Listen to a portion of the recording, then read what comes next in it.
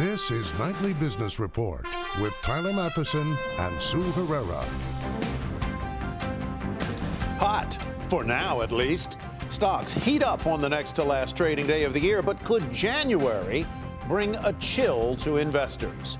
Not too late. There is still time to perfect your portfolio for 2018. We've got some last-minute tips. And Scam School. There are many different schemes out there to take your money or your information. Some expert advice tonight on spotting what's real and what's not. All that and more for tonight on Nightly Business Report for Thursday, December 28th. Good evening, everyone, and welcome. Sue Herrera has the night off. Well, one day left. That is all that remains this year on Wall Street, and today was like many others this year. Not spectacular, but lovely and steady. At the end of this penultimate trading day of 2017, the Dow had notched its 71st record close of the year and has 25,000 in its sights. Also, the blue chip average is tracking to end the year with 6 straight weeks of gains. That would be the first time for that since 1954. Here are today's closing numbers. The Dow rose 63 points to 24,837. NASDAQ added 10, and the S&P 500 tacked on just about 5. So 2017 will be remembered as one of the better years for U.S. stock investors in a generation. Not as good as, say, 95 or 97. Still, 20% or more is nothing to scoff at. But next comes January, and many market pros wonder whether that will be the month that some investors book profits, sending the major indexes lower. Landon Dowdy takes a look. As we close out the final 2 trading days of the year, the Dow is higher by 25% year to date, the NASDAQ rising 29%, and the S&P up nearly 20% year to date. Will that trend continue into 2018? Well, if history is any indication, we could expect a winter chill to start the new trading year. According to Kinsho, here's a look at January market performance the last 20 years. The NASDAQ, the lone bright spot, up 0.5% on average. The Dow down 1.3%, and the S&P down 0.8%, with January typically the 3rd worst month of the year. Now, within the sectors, tech with the highest return, up 0.75% on average, and Western Digital, a big winner there, posting more than 6% returns on average. But you may want to think twice about financials. The sector usually slides more than 2%. Fifth Third, one of the biggest laggards, with an average decline of nearly 8%. For Nightly Business Report, I'm Landon Dowdy. Well, as 2017 comes to a close, what should you do to get your finances in order for next year? Here to talk about investment strategies and planning is Reed Fresa. He's a financial advisor with Highland Financial Advisors. Reed, welcome back. Good to have you with us. Thank you, Tyler, and Happy New Year. You know, Happy New Year to you. One of the articles in today's Wall Street Journal pointed out that if you were invested in index funds this year, the percentage of your portfolio now represented by technology has risen because tech stocks have risen in those indexes. If that makes you uncomfortable, what should you do? Well, if you're buying large cap indexes like the S&P 500, about 24% of that index is technology. A few years ago, it would have been energy. Exactly. Last year, it was also technology. It was just about the same. So that's just a reflection of what is going on in the economy. Technology is a huge part of our economy, and I don't think it's going to change. So you only have a few options. Well, one of several things can happen. The economy that we've seen the technology is doing so well could continue on as we have a little bit of a tidal push from the Tax Reform Act and everything else with the economy. The economy is looking very good. I mean, we have low interest rates. It's very solid. Markets will probably do well next year with this push behind it. So to think that now this technology growth period that we've been in, or this part of the sector of the economy, is going to stop or something, there's really no evidence of that. But if you're concerned about the overweighting in the portfolio, that's another matter. Maybe pull back a little bit in those. If I want to rebalance my portfolio because some stocks have grown too much, or stocks overall have become too big a percentage of my overall asset allocation, should I sell this year or wait until next year? And if I sell tomorrow, does that sale get booked in 2017, even if it might not close until 2018. Yeah, it's booked based on trading day. So if you sell tomorrow, it is a 2017 event for tax purposes. And capital gains taxes are not going to be any different next year than they are this year. So that didn't change, including the Medicare investment tax. None of that changed. So the reason for doing it this year, next year, you really want to be prudent. You don't want to just, because, Kafka said most human error is a result of impatience. So to think that something is going to happen and then act upon it is where most people make mistakes. If you want to rebalance your portfolio either now, tomorrow, or after the first of the year, is it most advisable to do so first in your tax-advantaged accounts like 401ks where there is no tax consequence? So most people in their 401ks have bought index funds. So when you buy that, your allocation of that sector is really based on the index, the third party who's managing that index for you. Hence, you have 24% in technology. So trading within your 401k and an IRA is a great way just to say, let me sell some off and reduce this. Otherwise, in your taxable accounts, you're going to incur taxes. You're going to have to pay tax. And there's no losses this year to offset that with. Everyone's Not many. up. Everybody's up. Yeah. Oh, I could find some losses, I'm sure, in mine. Reed, thank you so much. And again, Happy New Year. Thank you. Happy New Year. We appreciate it. With Highland Financial Advisors. Well, one sector that has been on a roll has been retail, believe it or not. The ETF that tracks the sector is up about 3% so far this year. That's a mini roll, let's call it. Most of that has come since November 1st, which was the beginning of the holiday season. And we've been telling you it was a strong one for the group. Kate Rogers takes a look at some of the outperformers and some of the laggards. Who are the retail winners and losers this year? Year to date, these 5 stocks are the best performers. Conn's Inc., seller of mattresses and furniture, up 183%. Wayfair up 131%. PetMed Express up more than 100%. And then 2 discount retailers, Ollie's Bargain Outlet and Five Below, up over 85 and 70%. Now, in the bottom 5 for the index, Rite Aid, GNC, and then 2 traditional department stores, JCPenney and Sears, both down around 60% year to date. Rounding out the bottom 5, Genesco Inc., that is the owner of Lids and Journeys, that's down nearly 50% for the year. But if you look at the retail season, the naughty and nice list shifts around from November 1st when the shopping season really kicked off. The names change. These are the top 5 now. Foot Locker, Express, Abercrombie & Fitch, Finish Line, and Ingles Markets all up between 50 and 60% from that point on. Foot Locker was one of the worst performers for the year, but has really turned around this holiday shopping season. And to the downside this retail season, GNC, Sears, Signet Jewelers, and Liberty TripAdvisor, along with CarMax. Analysts say, though, in terms of execution, Amazon and Walmart are the real winners this season. They are up nearly 60 and 45% year to date. Back over to you. That was Kate Rogers. Well, 2017 is not going out quietly on the weather front, with sub-zero temps gripping the northern portion of the country. But the cold air has also taken hold in the south as well. The Arctic weather up north has set record lows in many locations and dumped feet of snow in others. And with the frigid temperatures expected to linger through the new year, investors might want to keep an eye on heating oil and natural gas. Today, both commodities were up, but as you see, natural gas popped a lot, almost 7%. Well, the new tax law that goes into effect next week could fundamentally shift the competitive landscape among the states for business. And that's because new limits on the deductibility for state and local taxes could send workers who are in short supply across the country fleeing from high-tax states to lower-tax locales. And nowhere are they watching this more closely than in California, where Scott Cohn reports for us tonight.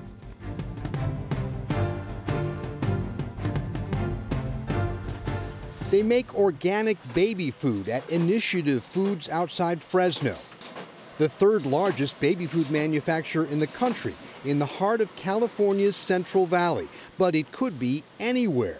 After fire destroyed the facility last year, invitations from other states came pouring in. Probably within 2 weeks, I would say. We were just sort of figuring out how to take care of the fire, how to take care of our people, and we're getting phone calls. Ultimately, they decided to stay after California ponied up some $1.5 million in state and local incentives, a relief to employees like Sandra Ventura, now back on the job. A single mom, she wanted to stay in California. But pretty much everyone here, including Sandra, knows someone who's left for someplace more affordable. My brother moved to Texas because he said that right here there's no jobs and it's too expensive. It's a case that low-tax states have been trying to make for years. Now, with the new tax law potentially making states like California even more expensive, low-tax states like Texas and Arizona are freshening up their pitches, hoping to attract businesses and workers like Francisco Ramirez. If I can find a better life somewhere else that's less expensive and for working, I deserve to be happy, you know. And if I can find it out of state, then I would move. Workers like these are the most critical piece of all, with companies nationwide having trouble filling skilled positions. States that can attract qualified workers have an automatic edge. The CEO of San Diego-based Canatus Pharmaceuticals worries about paying more to attract talent. He's staying put, but worries future startups will look elsewhere. Investors are going to hesitate even more in putting their investments in California when the cost of doing business in some other states is going to be a lot less. Back at Initiative Foods, they like another aspect of the tax law, which allows them to write off more of the cost of equipment just as they start to rebuild. So they're installing automation, allowing them to stay in California with roughly half the employees they had before. For Nightly Business Report, I'm Scott Cohn in Sanger, California. Last night, we talked about what you needed to do to prepay your local taxes before the new year. With stories of confusion and anxiety surfacing in some states, we sent Eric Chemi out into the neighborhood of Greenburgh, New York, to see how residents there are handling the rush to beat the deadline and save a deduction. Homeowners in a handful of states are rushing to visit their local tax collector's office before the end of the year to prepay as much of next year's property taxes as possible. Many towns seeing overwhelmingly long lines with confused residents. If we can pay part of it this year to get the deduction, which we're not going to be allowed to get next year, doesn't that make sense to save money? What frustrates me is just the kind of the sense of havoc that we have. That is, like from one day to the next, we don't know what to do. In this town, Greenburgh, New York, the government rushed to accommodate these last-minute tax prepayers. Not every town has been so quick to adjust to the rules. We don't know what how the IRS is going to handle this, but we were, careful. The budget was approved by the town board. We're not accepting taxes that haven't been assessed by other governments. But people who live here could not pay everything because the county decided not to provide 2018 bills so quickly. I think what we're trying to promise is that the county will act responsibly, and in doing so will do the best job to provide the most accurate tax warrants possible, so that when people do get the tax warrants from the county, they can rest assured that this is a good calculation, an accurate calculation. That's why the answer is not completely cut and dry. It all depends on where you live. The way they financed it was by raiding the blue states. Why? Because the Senate doesn't have any senators from the blue states. So they came up with a very convenient rationale. We'll raise money from the blue states and we'll give it to the red states. So New York, a blue state, California, a blue state, Jersey, a blue state, they are paying a penalty. The IRS on Wednesday said it would only allow deductions for taxes assessed and paid in 2017. That's why residents here are rushing to pay in person, standing in line. They don't want to take any chances, and they want to make sure they're complying with all the new rules. For Nightly Business Report, I'm Eric Chemi in Greenburgh, New York. And taxes are on our market monitor's mind. Coming up, she has 3 stocks for 2018 she says will grow and benefit from tax reform.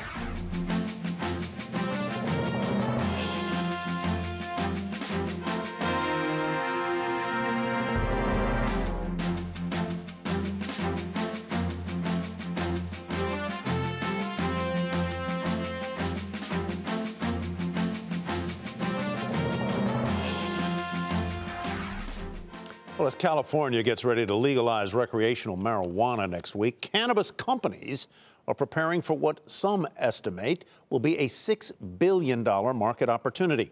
Aditi Roy takes us inside one such company in San Jose. I'd like to get some indica. Robert Short has been buying medicinal marijuana at Buddy's Cannabis to treat his insomnia for 2 years. I get the indica, and that pretty much mellows me out so I can sleep. But starting next week, customers like Short won't need doctor's notes to get marijuana. California, which legalized medicinal marijuana in 1996, will now legalize pot for recreational use on January 1st. I think it's going to be a huge industry, absolutely. Buddy's Cannabis, which has been selling medical marijuana since 2010, became one of the first cannabis companies to be licensed by the state to sell recreational pot. Matt Lucero is the owner of Buddy's. He's a former Silicon Valley corporate attorney who's taken companies public. Now he's prepping for what some analysts believe will be a $6 billion market by 2021. This is going to be our opportunity to lose. We are going to be ready for the crowds. Their 5 safes are chock full of inventory, which Lucero says is at its highest level ever. They're looking to expand their cultivation area and hire more workers. But others aren't as bullish about the prospects for recreational marijuana.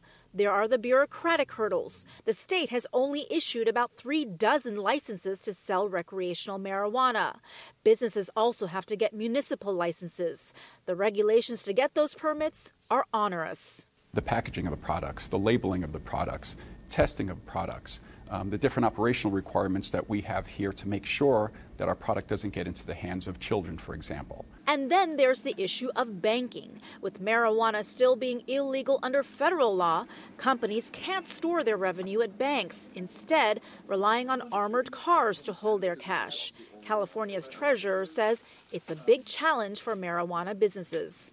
When you can't bank, how do you move that money into the system? Fear of being robbed, fear of burglaries, fear of physical violence. That's a major concern for all of them. Skeptics also say the high tax rates on recreational marijuana, which some estimate could reach 45%, would hike prices and empower the black market. Lucero disagrees. There is a concern, obviously, that if you tax the legal cannabis too much, then you're going to give an incentive for folks to go to the black market. I feel, though, that the challenge is going to be on the retailers to keep the prices down. He says with all of the new taxes and regulations that'll go into effect, he expects his prices to go up about 10%, adding that he'll still be absorbing some of the costs. For Nightly Business Report, I'm Aditi Roy, San Jose, California. J.B. Hunt forecasts a disappointing quarter, and that is where we begin tonight's market focus. The trucking and logistics company gave earnings and sales guidance for the fourth quarter that missed analyst estimates. The company also said it expects the new tax changes to create an additional one-time benefit for 2017. Shares were off a fraction to $115.24. Well, when Apple CEO Tim Cook needs to get somewhere, he's now required to fly private. A regulatory filing has revealed that the tech giant said Cook must fly private, even for personal travel, due to security concerns. Strong sales at Apple this year resulted in a big pay raise for Cook. He saw a nearly 75% increase in his annual bonus, so he made about $100 million just in 2017. Separately, Apple apologized for not being more transparent about slowing down older iPhones. The company did that, it says, to preserve battery life and not, as some customers believe, to push users to newer models. Apple shares finished the day up a fraction to $171.08. Apple and Amazon reportedly have their sights set on Saudi Arabia. Reuters says the two tech heavyweights are in licensing discussions to make a potential investment in the country. Apple is looking to open its first retail store there by 2019. Amazon's investment timeline has not been established. Amazon shares were fractionally higher to $1,186.10. Now to our market monitor, who has 3 picks for the new year that she says can continue to grow and benefit from tax reform. Last time she was on in September, she recommended Texas Instruments. Look at that gain. Home Depot, nice one. And the Spider Consumer Staples ETF XLP. Nancy Tengler is Chief Investment Officer at Heartland Financial. Very nice returns on those stocks and a little less so on the ETF, but 5% in the quarter is, I'd take that any day, Nancy. So give me your outlook for the market for 2018, and then we'll move quickly to your stocks. Okay, Tyler. Well, thank you for having me back. Sure. You know, listen, we're still optimistic, certainly bullish for the near medium term, but we would like to see a bit of a correction. And that was actually the reason I recommended the Consumer Staples ETF, because it's a hedge against a downturn. And we think we'll see a 7 to 8% downturn or correction, and then we think stocks will take off again. All right, let's go to some that you like for 2018 and beyond, beginning with Fedex, which has made no bones about the fact that it sees a big benefit from this new tax law. Absolutely, Tyler. And they raised guidance prior to the tax bill passing. So this is hands down the sector leader, the industry leader in on-time delivery and a big beneficiary of e-commerce. So with e-commerce at 10% of sales, we think the growth runway for this stock is pretty robust. Their target is to hit 10% plus margins and 10 to 15% earnings growth. They raised the dividend 30% a year for the last 3 years. So we think management's very optimistic. They've moved forward some plane orders of the Boeing 777. So that plus the 40% increase they'll see to the earnings in 2017 from tax reform is really quite enticing. And Walmart has certainly got its mojo back, but you think it's got more room to run. It's had a very good year. It has had a good year, and it's outperformed the S&P significantly since Doug McMillon took over. But listen, they bought Jet.com for $3 billion. They've purchased a number of millennial favorites, Bonobos, ModCloth, ShoeBuy.com, and they are quick learners. I use Jet.com quite frequently, and the service has improved dramatically over the last 12 years. They expect to grow their e-commerce business by 40% from a base of $11.7 billion a year in sales, and the stores look pretty fabulous. When I'm not at Saks, I'm at Walmart. All right. Well, you're ahead of me. I'm going to have to channel my inner millennial, Nancy. Let's go to Facebook, which may or may not be a millennial. That's one of your favorites as well, up 52% in a year. You think it can go higher? Yes, this company does not pay a dividend. This is for investors who are willing to take a little bit more risk, stomach some more volatility, but they are growing. First of all, their market share in ad revenue globally is just 20%. So they have plenty of room for growth. Total global revenue, ad revenue, not just digital, that was the first number I gave you, is 5%. So they don't have huge market share. They still can monetize Instagram and Messenger, and we think that's the story much more than the Facebook platform. All right, we'll leave it there. Happy New Year, Nancy. Nancy Tengler with Heartland Financial. See you next year. Thank you. Up next, ever wonder how to spot a scam? Some experts will give us a class on the tips they use.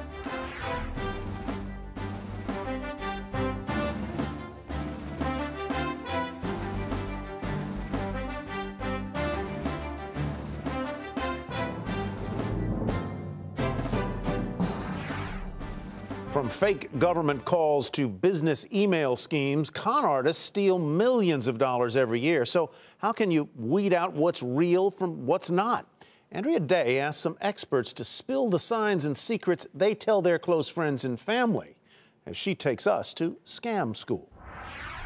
The attorney. Don't be so trustworthy. The FBI agent. Don't click on that link. When it comes to cons, these guys are the pros. We get emails through work or calls via our work cell phones, our bureau-issued cell phones, with people trying to solicit information out of us. How they get that number, I've got no idea. It just goes to show that the people that we're up against, the bad guys, they're pretty good at what they do. Diane Finguera Ducharme specializes in intellectual property law. I get at least once a week an email from a client saying, is this legitimate? She's talking about an invoice sent to her clients in the mail that looks like the real deal. They say, in order for your trademark to get processed, you need to do the following things. And they ask for credit card information. But it's just a scam. And the U.S. Patent and Trademark Office is sending out this warning. Did any of them ever fall for it? Many of them have. Supervisory Special Agent Patrick Wyman says some victims fall so hard that they're not willing to believe I'm with the FBI because someone on the phone said, don't believe anyone who comes to the door. If they tell you from the FBI, they're lying to you. It's okay to be rude. It's okay to hang up the phone. It's okay not to continue a conversation. Another growing threat, according to feds, the business email compromise, where you think an email is from a top exec. So we get this all of the time, where we've had clients be duped, that someone in accounting believes that it was the CFO that directed them to send money. And then it gets sent, and then we've got a problem. So here's what they do to weed out fakes. If it involves money in any way, shape, or form, do not just trust some sort of unsolicited comment that you're getting. A list of things that immediately make you go, oh, red flag. When someone calls you that you've won a sweepstakes that you've never even entered. When you see something out of the blue that just can't possibly be right. And the bottom line, you know it, but will you listen? If it sounds too good to be true, it probably is. And even if you don't fall for the con, the FBI still wants your call. You just never know when that little nugget or one piece of information will help them tie the entire case together. I'm Andrea Day for Nightly Business Report. One cybersecurity expert Andrea spoke with said that the scam likely costing people the most money is fake technical support, where someone tells you something's wrong with your computer. I've had that one. And finally tonight, the richest people on the planet got richer this year, much richer, thanks to strong stock market gains. Bloomberg's Billionaires Index showed that the top 500 wealthiest people added nearly $1 trillion to their stashes. The big winner, the world's richest man, Amazon's Jeff Bezos, added $34 billion. He's now worth about $100 billion, which qualifies him for free shipping from Amazon Prime. Well, that is Nightly Business Report for tonight. I'm Tyler Mathisen. Thanks for watching. We'll see you tomorrow.